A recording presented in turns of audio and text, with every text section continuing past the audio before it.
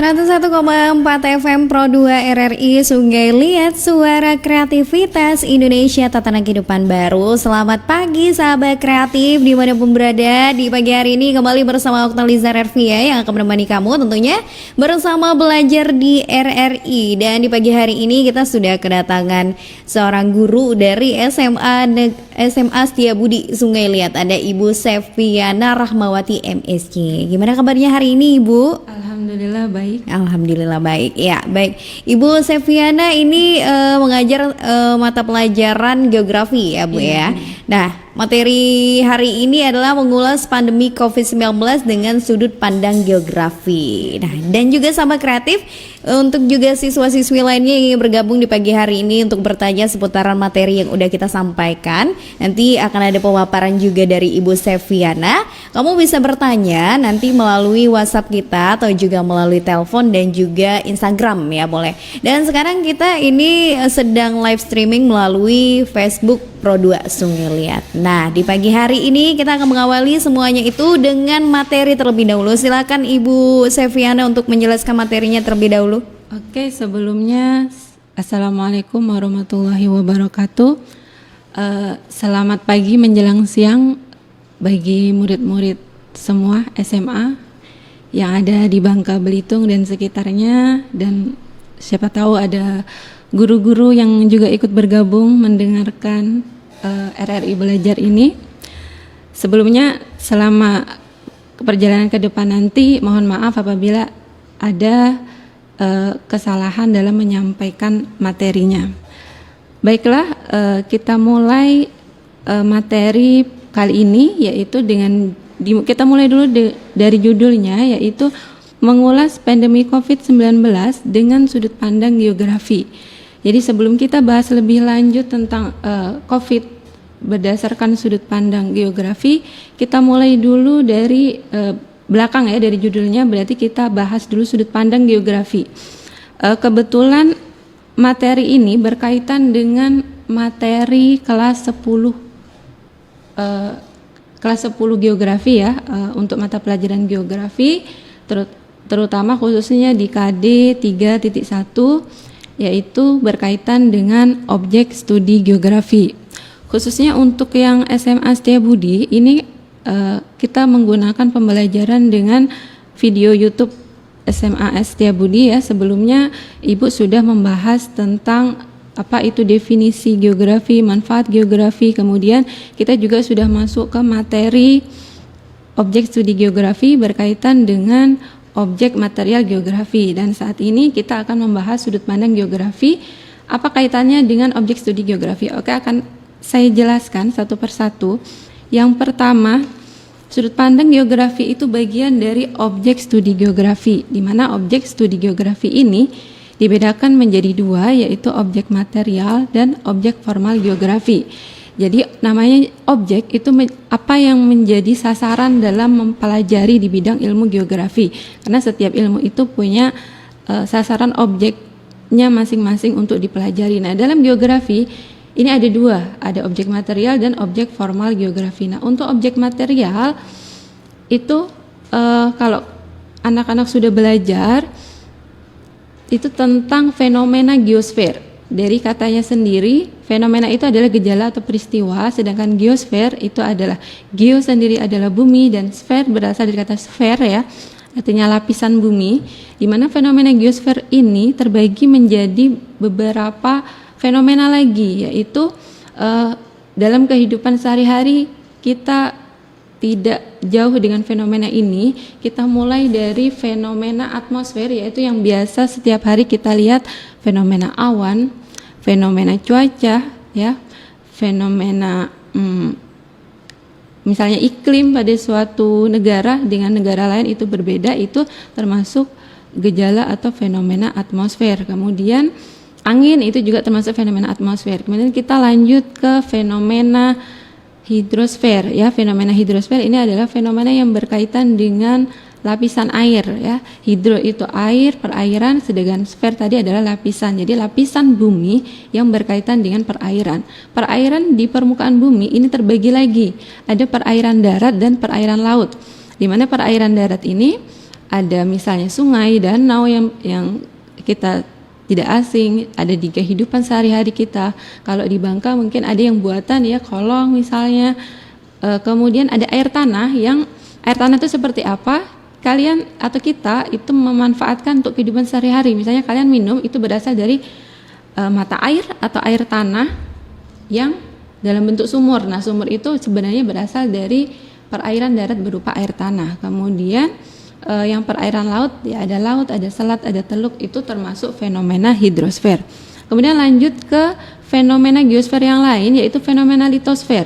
Sfer tadi adalah lapisan, itu adalah batuan, fenomena yang berkaitan dengan batuan atau turunannya. Misalnya contohnya adalah gunung, bukit, tanah, pasir. Kalau di Bangka ini banyak menemukan kenampakan pantai ya, kita ada pasir dan itu termasuk fenomena litosfer. Ada bebatuan, tanah itu juga termasuk fenomena litosfer. Nah, ini untuk awal-awal kita belajar memahami apa itu dulu objek yang dipelajari yang menjadi sasaran dalam ilmu geografi. Kemudian setelah kita paham apa saja yang menjadi objek material geografi, kita perlu bagaimana sih cara mempelajari objek material tadi, fenomena geosfer tadi, itu dinamakan dengan sudut pandang atau cara berpikir atau dengan pendekatan yang dimanakan dengan objek formal geografi. Nah, objek formal geografi inilah yang membedakan geografi dengan ilmu-ilmu yang lain. Karena kalau berdasarkan objek material, fenomena geosfer yang tadi ada litosfer, fenomena atmosfer dan hidrosfer, itu juga sebenarnya dipelajari oleh hampir semua ilmu. Misalnya Ibu berikan contoh, ilmu biologi itu mempelajari, tadi untuk yang fenomena kelewatan ya, untuk yang fenomena geosfer itu ada tambahannya, yaitu fenomena biosfer ya, makhluk hidupnya malah belum Ibu sebut.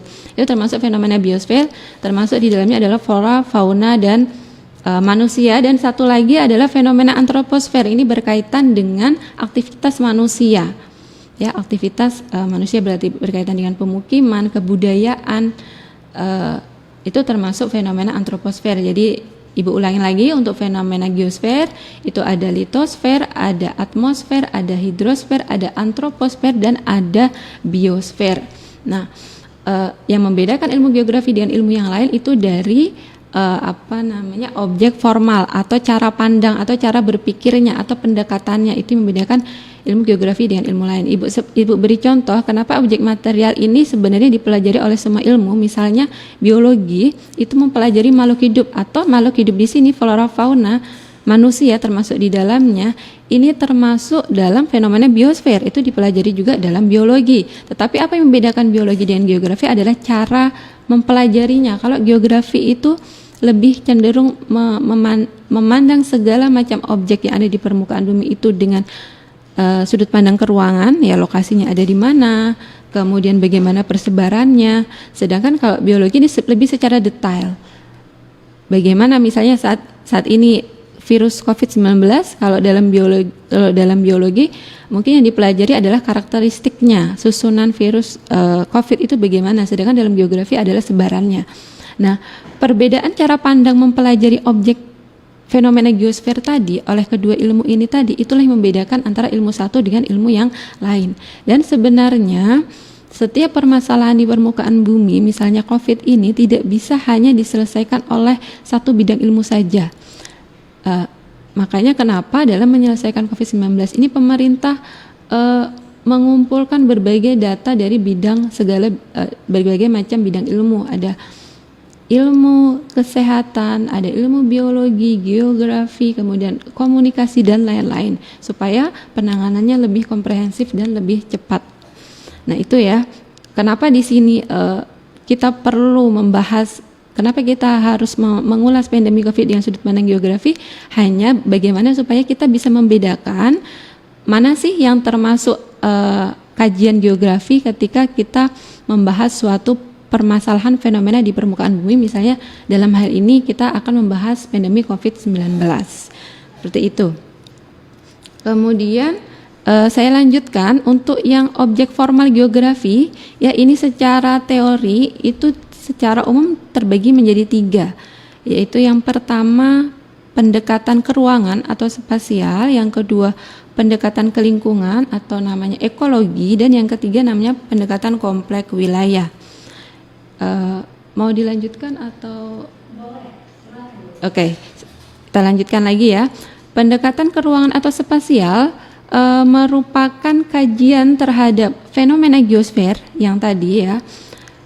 Tapi di sini yang ditekankan adalah analisis keruangannya atau spasialnya, bisa pola ruangnya, struktur ruangnya ya.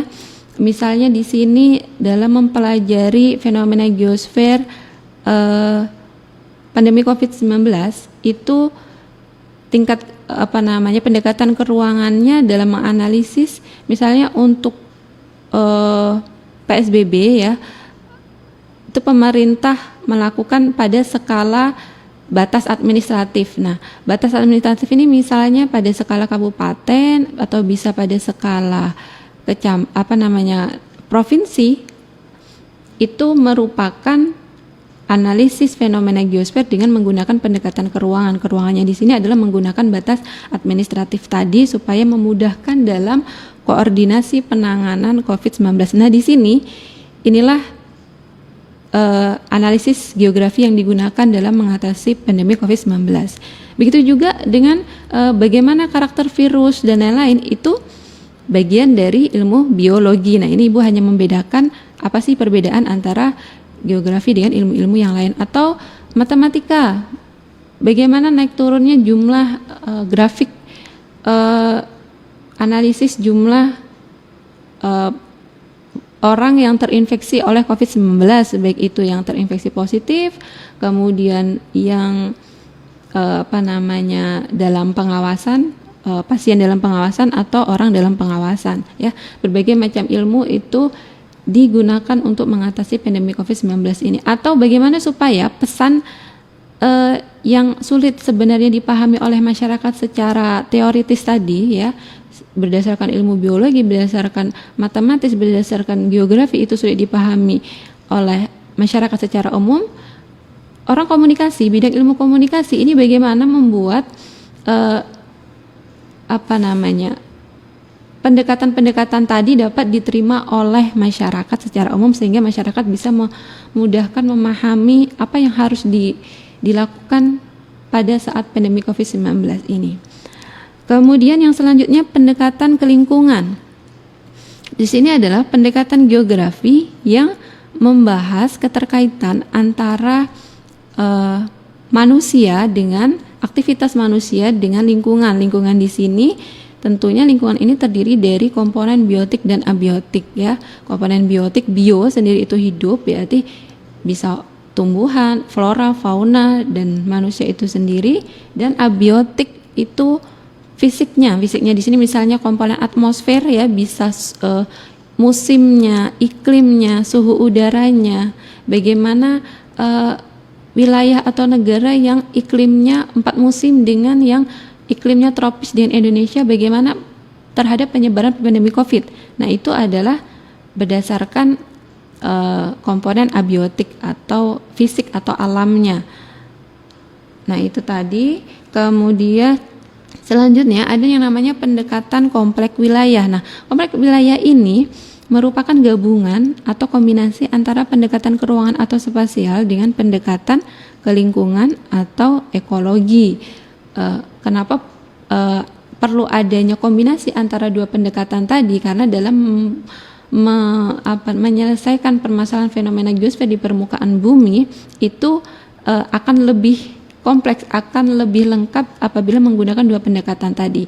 Bahkan selain menggunakan pendekatan kombinasi dua pendekatan tadi, juga bergabung juga dengan bidang-bidang ilmu yang lain, misalnya kedokteran, kesehatan, kemudian tadi ya ada mungkin sosiologi, atau dari sudut pandang ekonomi. Ternyata setelah selama pandemi COVID ini banyak aspek atau sektor-sektor ekonomi yang mulai melemah karena adanya pembatasan skala besar tadi, baik pada tingkat provinsi maupun pada tingkat kabupaten, yang itu sangat mempengaruhi kondisi ekonomi masyarakat sehingga berdampak pada mata pencaharian masyarakat, pendapatan masyarakat, dan yang lainnya. Eh, Ya baik, Ibu Seviana. Iya. Nanti kita lanjut lagi Oke, setelah oke, yang oke. satu ini ya. Baiklah. Iya baik. Dan juga sahabat kreatif, untuk kamu yang ingin bertanya kepada Ibu Seviana, materinya ini tentang mengulas pandemi COVID-19 dengan sudut pandang geografi. Kamu bisa bergabung bersama kami melalui WhatsApp di 0811717922 atau juga bisa melalui telepon di 0717943302. Dan Facebook boleh juga di RRI Pro 2 Sungai Liat, serta di Instagram kita di DM ya, boleh di Pro 2 Sungai Liat. Nanti kita bakal lanjut lagi karena masih ada materi yang ingin disampaikan oleh Ibu Seviana Rahmawati MSc. Tetap bersama kami di Belajar di RRI. Baik sahabat kreatif, kamu masih bersama Belajar di RRI dan juga ada Ibu Seviana Rahmawati yang akan kembali melanjutkan pemaparan materinya sebelum kita beralih ke sesi tanya jawab. Silakan Ibu Seviana. Baiklah, anak-anak dan guru-guru yang lainnya, kita lanjutkan pembahasan terkait dengan mengulas pandemi COVID-19 dengan sudut pandang geografi. Pada awal sesi tadi saya sudah membahas tentang sudut pandang geografi yang merupakan bagian dari objek studi geografi. Kemudian sekarang berdasarkan judul saya akan membahas tentang apa itu pandemi, dan sebelumnya ada istilah juga epidemi ya. Kita mulai dari kronologisnya. Di sini saya akan membahas mengulas pandemi berdasarkan sudut pandang keruangan atau spasial. Pandemi itu sendiri kita mulai dari COVID ya.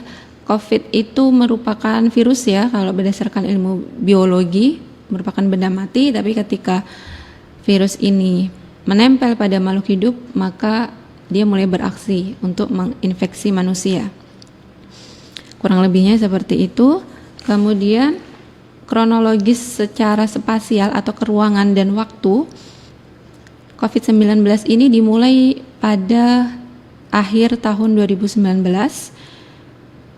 yaitu virus novel corona yang teridentifikasi di Wuhan, Cina, yaitu salah satu kota di Cina. Kemudian ini masih disebut wabah ya. Kemudian pada lama-lama menyebar ke wilayah sekitar Cina, maka disebut dengan epidemi. Kemudian pada 13 Januari kasus COVID-19 ini menyebar di luar Cina, yaitu di Thailand.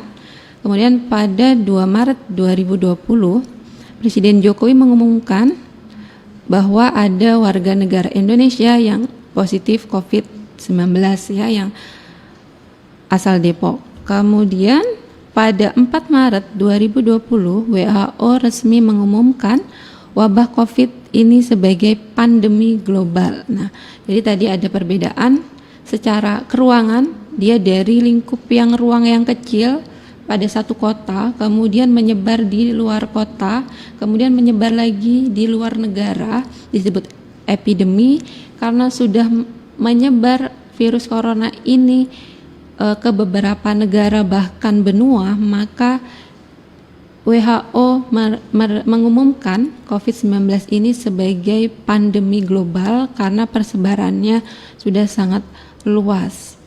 Nah, itu sebenarnya analisis yang Ibu gambarkan ini merupakan analisis keruangan karena menggunakan aspek ruang tadi. Ruang di sini dengan pada lingkup tadi kota, kemudian negara, kemudian antar negara dan benua. Akhirnya hampir sebagian besar negara di bumi ini terinfeksi mengalami pandemi COVID-19. Itu salah satu contoh bagaimana seorang geograf mengulas suatu fenomena geosfer. Oh ya, di sini COVID-19 ini termasuk dalam fenomena geosfer ya. Kira-kira termasuk yang apa nih? Fenomena litosfer, atmosfer, hidrosfer, biosfer atau antroposfer ya, karena sebenarnya virus ini benda mati ya. Nanti coba kalian analisis dia termasuk yang mana. Kemudian selanjutnya saya coba memberi contoh pendekatan atau sudut pandang geografi dengan menggunakan pendekatan keruangan, spasial, dan kompleks wilayah ini. Misalnya kalau dalam geografi tidak asing menggunakan data-data keruangan atau namanya data-data geospasial, contohnya peta ya. Kita tidak asing melihat peta. Nah, peta itu adalah salah satu contoh data geospasial atau informasi keruangan suatu wilayah, itu dinamakan dengan data geospasial. Nah, dari katanya sendiri spasial atau keruangan, berarti kita sebenarnya sudah menggunakan sudut pandang atau analisis keruangan dalam membahas fenomena geosfer tadi. Nah, di sini fenomena geosfernya adalah pandemi COVID-19. Contohnya, misalnya penggunaan data penginderaan jauh ya atau satelit. Kalau mudahnya kita tidak asing di HP kita itu ada Google Earth atau Google Map ya. Nah, itu namanya data satelit atau penginderaan jauh. Data penginderaan jauh merupakan salah satu data spasial atau data keruangan. Ini bisa untuk monitoring pergerakan atau aktivitas penduduk selama pandemi COVID-19.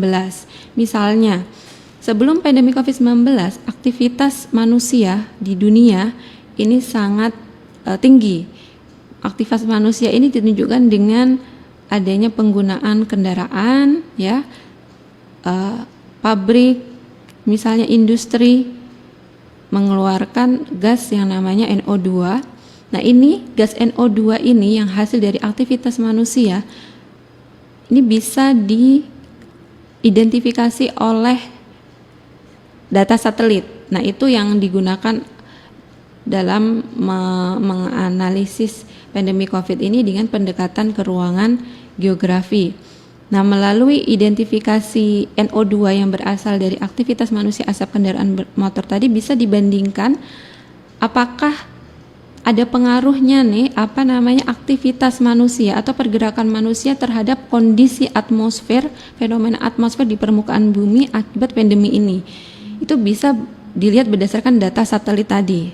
Apakah benar dengan adanya pandemi, dengan adanya PSBB sebelum dan sesudah, sebelum pandemi dengan saat pandemi sudah diberlakukan PSBB atau lockdown di beberapa negara termasuk negara kita, apakah secara data itu ada terlihat hasilnya? Ternyata berdasarkan data satelit NO2 ini teridentifikasi melalui satelit ya, misalnya simbolnya warna yang sebelum pandemi ketika aktivitas manusia itu tinggi dari penggunaan kendaraan, pabrik, industri dan lain-lain, maka data satelitnya ini banyak titik-titik berwarna merah. Sedangkan pada saat pandemi ketika beberapa negara termasuk Indonesia sudah melakukan kebijakan PSBB atau lockdown, maka aktivitas penduduk dan pergerakan keluar rumah itu kan dibatasi.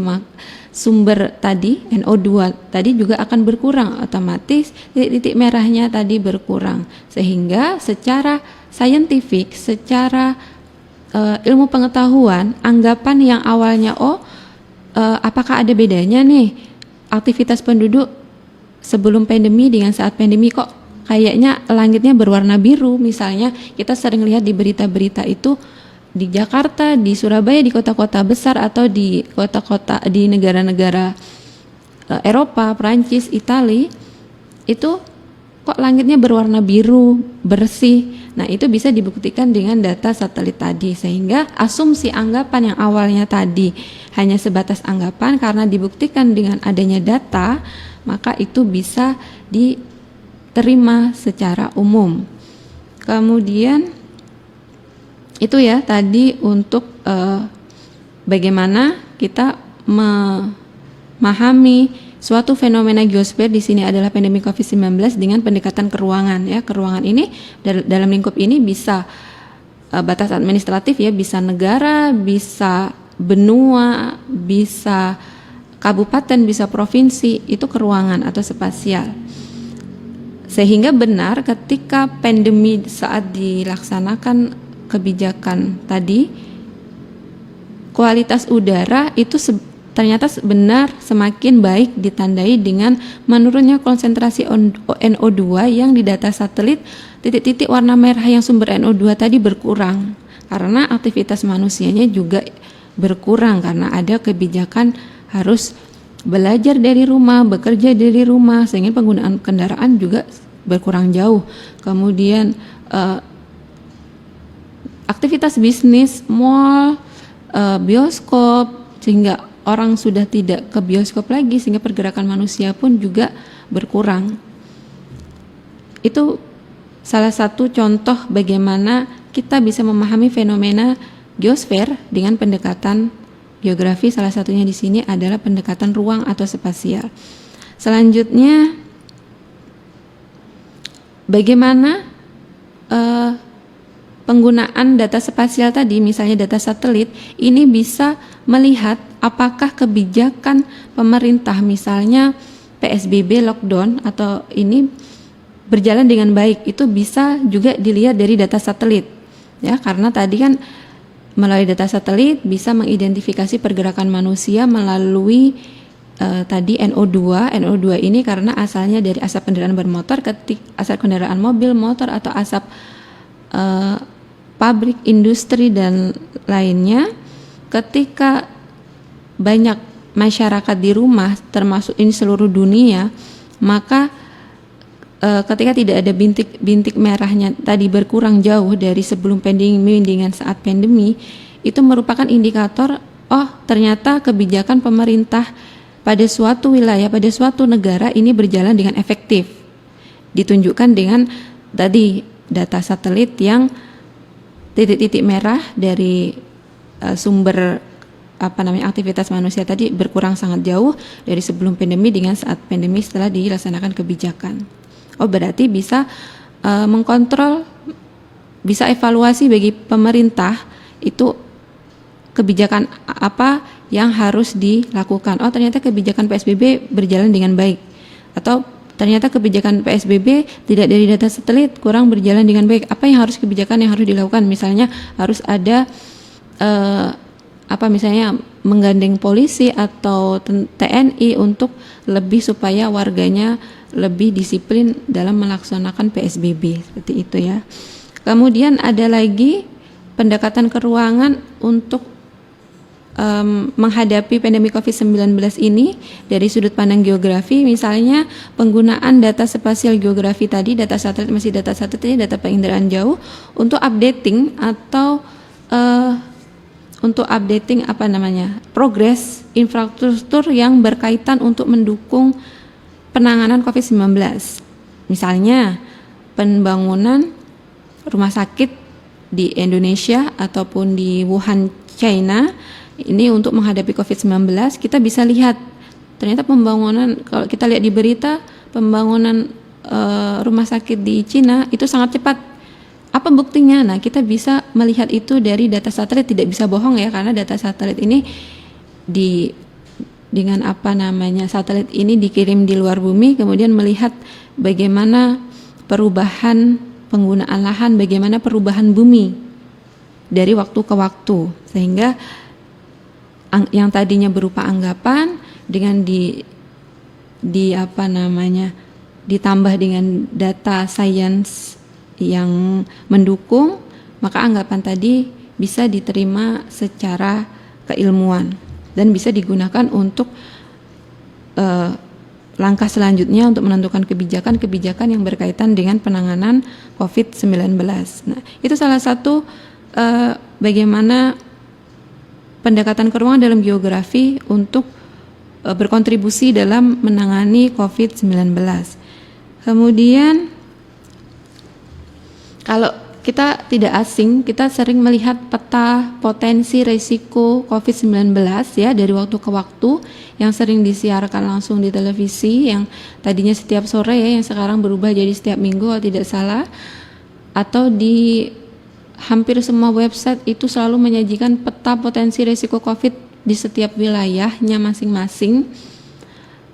Nah, itu juga peta tadi sendiri itu juga sudah menggunakan pendekatan ke ruangan sehingga orang tahu, oh wilayah saya ini sekarang berada pada zona merah atau pada zona hijau atau pada zona kuning, sehingga masyarakat menjadi sadar ketika berada pada wilayahnya berada pada zona merah harus lebih hati-hati dalam melakukan aktivitas sehari-hari, harus menjaga jarak, mengurangi aktivitas di luar rumah dengan belajar dari rumah misalnya untuk para siswa. Nah, itu sebenarnya tujuan pemerintah kenapa murid-murid di lingkungan sekolah ini kita belum belajar secara tatap langsung di sekolah, karena untuk membatasi penyebaran resiko COVID-19 ini supaya penanganan terhadap COVID-19 ini cepat teratasi dengan baik, sehingga sebenarnya tergantung dari kedisiplinan masing-masing dari kita, apakah COVID-19 ini akan segera selesai atau tidak, sampai ditemukan vaksin untuk mengatasi COVID. Jadi selama belum ditemukan vaksin, maka belajar dari rumah, pembatasan berkumpulnya orang yang dapat menyebabkan penularan tadi akan terus dilakukan, belajar dari rumah akan terus dilakukan, bekerja dari rumah akan terus dilakukan sampai ditemukannya COVID tadi. Mungkin itu dulu, nanti siapa tahu ketika ada pertanyaan kita akan tanya jawab atau ada masukan. Iya, baik.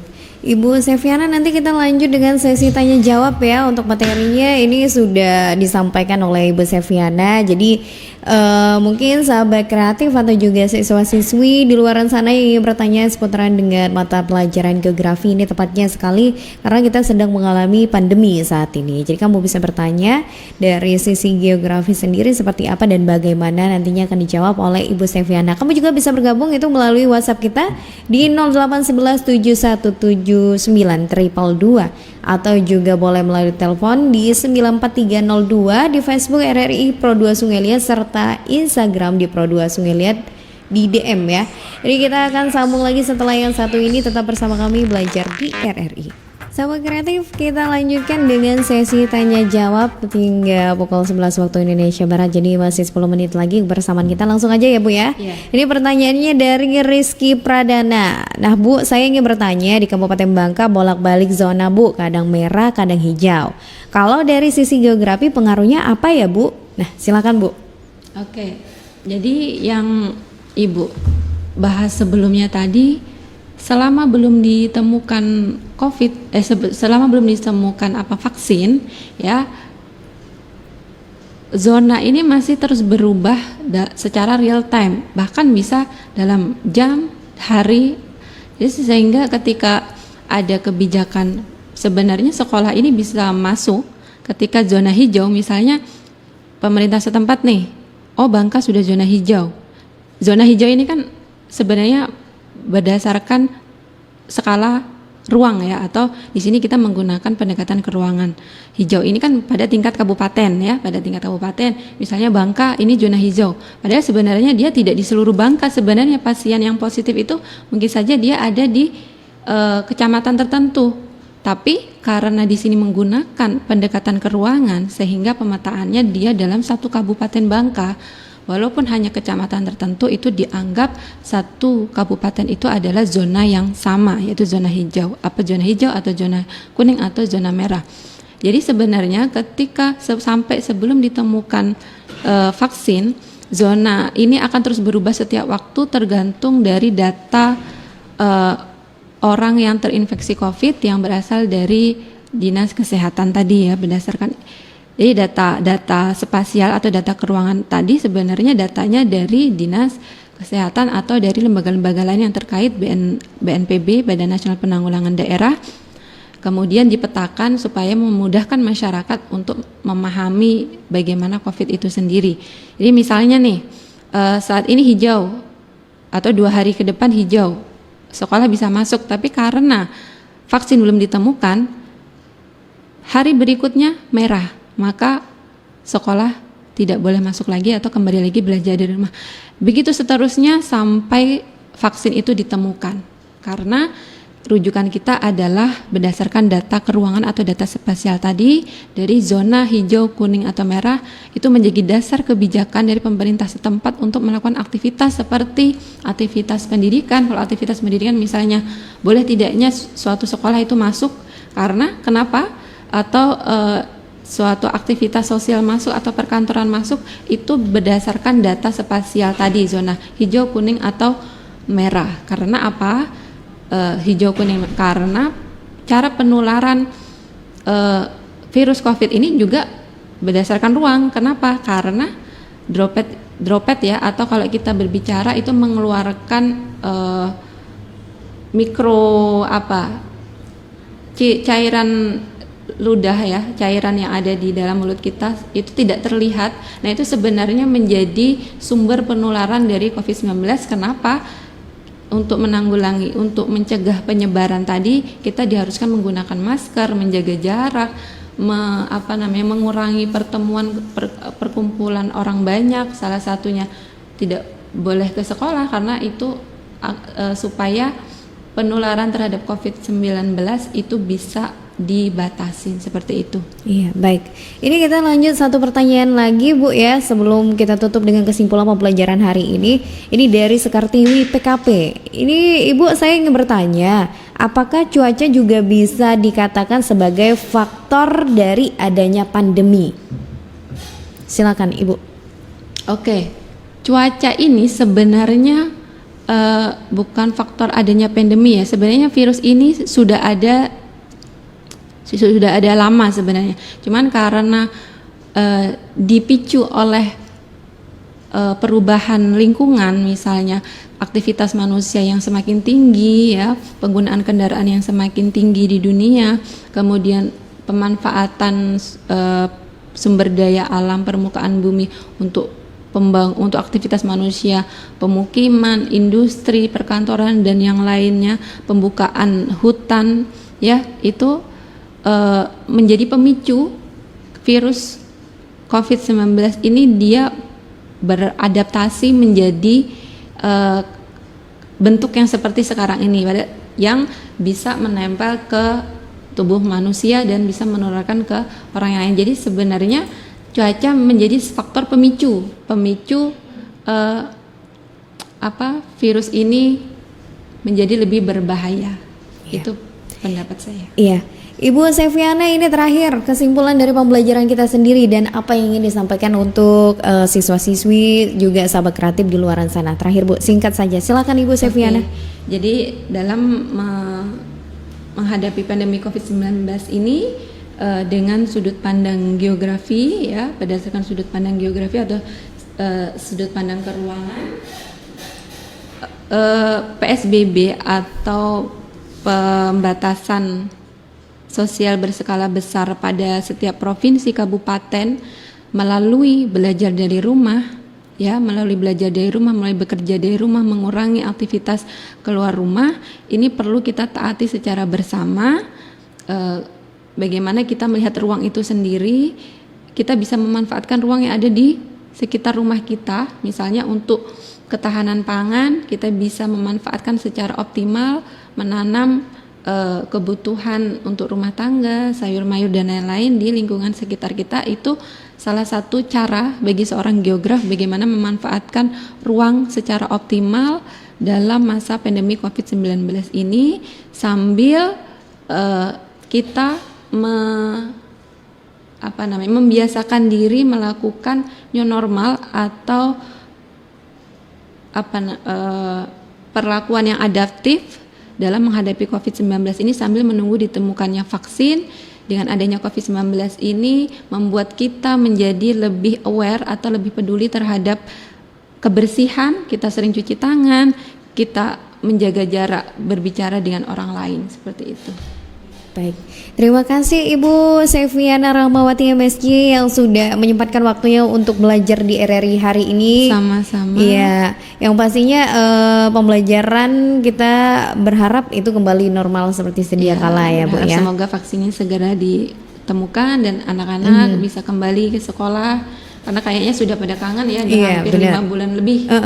Ya, amin. Yang pastinya kita doakan yang terbaik pokoknya ya, Bu ya. Untuk Ibu Seviana Rahmawati dan juga sahabat kreatif lainnya yang sudah mendengarkan Pro 2 FM, terima kasih. Setelah ini kita masih akan menemani kamu tentunya. Ibu, selamat pagi tentunya dan sukses selalu ya untuk Ibu Sama-sama, Seviana terima ya. kasih. Iya, baik. Semoga bermanfaat materi yang Ibu sampaikan ini untuk para murid dan bisa sharing-sharing ilmu dengan para guru dan masyarakat secara umum. Baik. Iya, sahabat kreatif, inilah kebersamaan kita dari Belajar di RRI untuk edisi 18 Agustus 2020. Sampai ketemu lagi di besok hari, tetap bersama kami di 101,4 FM Pro 2 RRI Sungai Liat, Suara Kreativitas.